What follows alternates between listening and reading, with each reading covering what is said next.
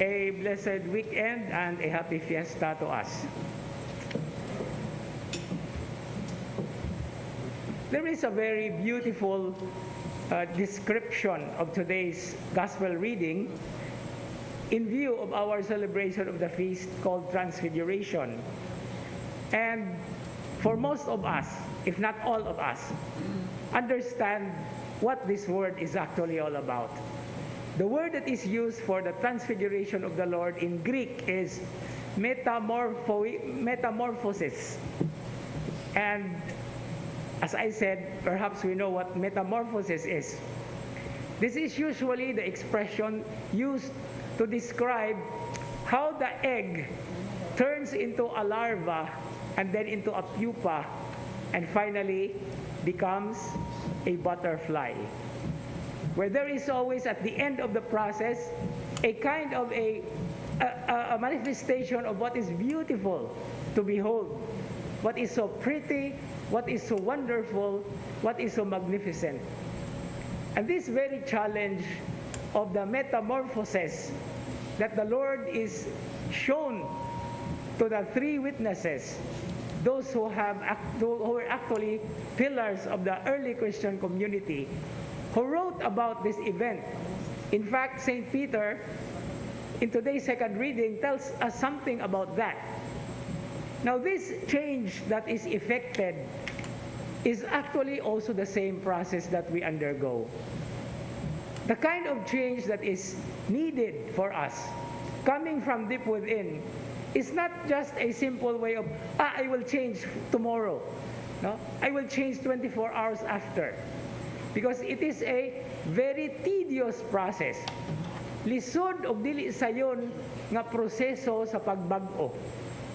To change from the perspective of the Lord's will for us is to undergo certain difficulties. And through the difficulties that we undergo, it makes us not just beautiful in the end, but it makes us even more stronger, more mature as believers. And at the same time, we are able to see and to make the realities all around us part of what we are or what we will become. And so our challenge as Christians continuously to be like this. We are actually destined to become even more beautiful as we are already beautiful in the eyes of God. We are so dear to Him, but we have to become dearest, and we respond to the many challenges that He has for all of us.